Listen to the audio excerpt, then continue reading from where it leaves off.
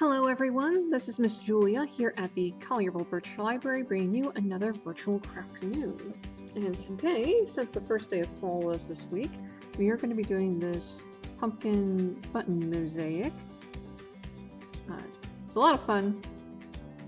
Can get messy though, so make sure that you kind of either have a tray or some covering on your table so it's easy to clean up afterwards. So for this craft, you're going to be needing construction paper.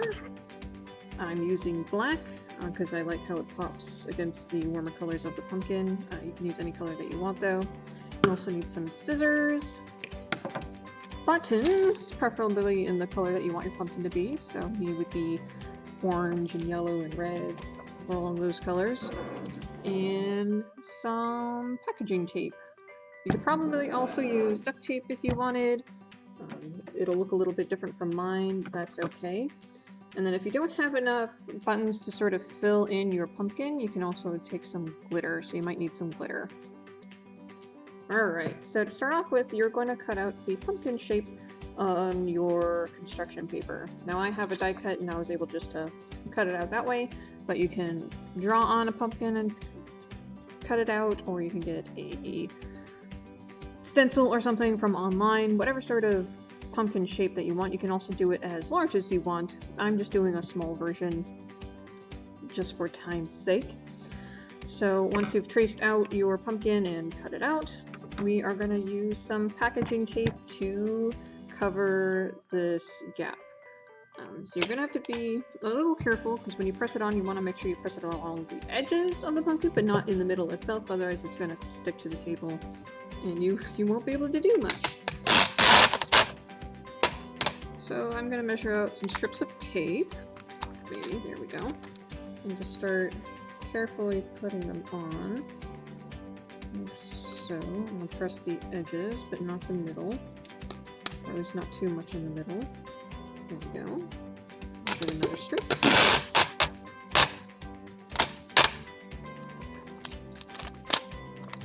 There we go. And it's okay if you overlap your tape, as long as there's still some stick in that area. So overlapping's fine. One more.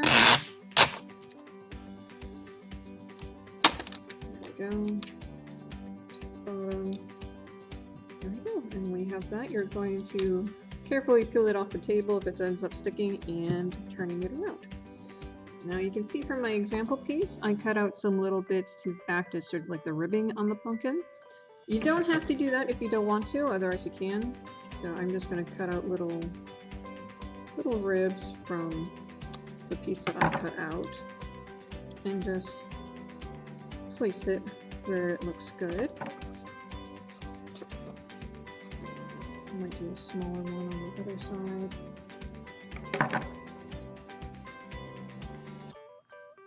Just like so.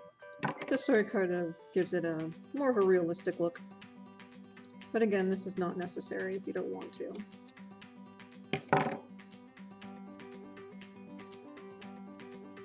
There you go.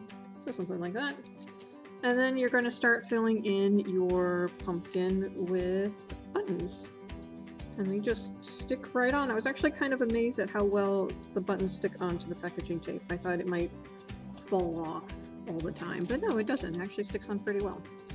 So you'll do the, the reds and the oranges, yellows for the pumpkin itself, and then you can take some green buttons too and add it to the stem, or brown if you want a brown stem. Just keep doing this until you have your pumpkin covered. So I'm going to speed up a bit.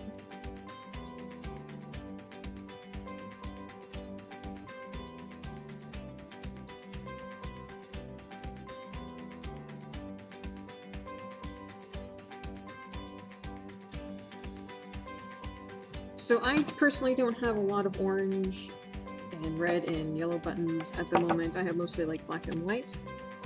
If you find yourself in the same situation, that is okay, because we can just fill in the spaces with glitter. So I'm going to take a tray, so my glitter does not go everywhere, and put my pumpkin in there. I'm going to move the packaging tape too out of the way. There we go. And we're just going to fill it in. So I don't have orange glitter, so I'm using a combination of red and gold to kind of give it that full look. You just start sprinkling it on wherever you would like. You might have to do a couple coats in order to get all the space. Like so. You might need a bit of green too for the stem up there. So I have a little bit of stem that's showing. There we go. We can shake it around a bit. Try and get all the spaces. And tap it off. So yeah, and you can do a couple layers if you still find that there's like little areas that don't have any glitter on. You might also try and tap it down just to make sure it is sticking. But once you have it all filled in, you have a completed button mosaic.